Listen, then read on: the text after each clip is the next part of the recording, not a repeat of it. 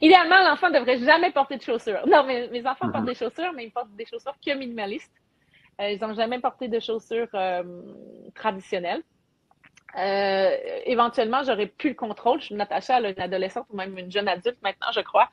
On n'a pas le contrôle tout le temps sur nos enfants. Moi, ce que j'ai choisi, c'est de les éduquer, de leur donner l'information. Donc, ce que je vous ai partagé, je leur dis carrément. Ils me voient aussi porter, donc je suis un exemple. Euh, c'est un karma, comme je dis.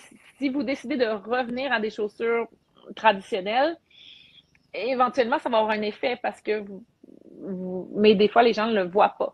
Donc, si les gens comprennent que le fait de porter une chaussure avec un talon crée des tensions dans le bas du dos, des pincements, des problèmes sacro-iliaques, des problèmes de genoux, ben après ça, le choix devient plus facile. Puis s'il y a une partie fashion ou parce qu'on sent que c'est important, moi j'ai une cliente spécifique qui mesure, elle doit mesurer 4 pieds 8. Donc, elle a dit, c'est super important que je porte des chaussures à talons hauts parce que ça me donne une prestance, ça me donne une envergure, j'ai besoin de ça. OK, c'est ton choix, c'est parfait, mais quand tu es au bureau, tu peux les enlever ou tu peux avoir des chaussures derrière ton bureau que personne ne te voit, puis tu peux porter une chaussure qui va permettre de garder tes talons plus au sol. Tu peux avoir des balles que tu vas rouler, donc tu sais c'est quoi, tu sais le choix.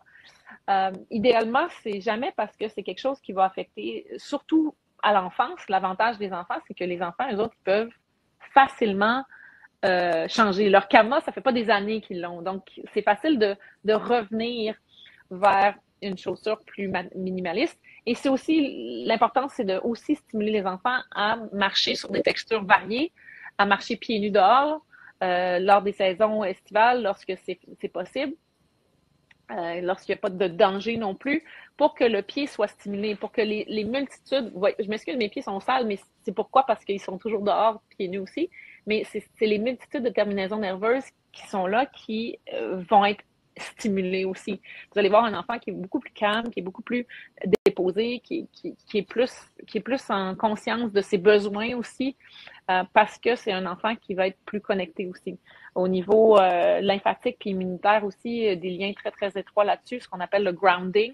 Là, j'en ai pas parlé, mais c'est aussi des bienfaits qui vont aller aider la santé immunitaire puis énergétique de la personne aussi. Donc ça, c'est des choses qu'on fait même dans nos retraites.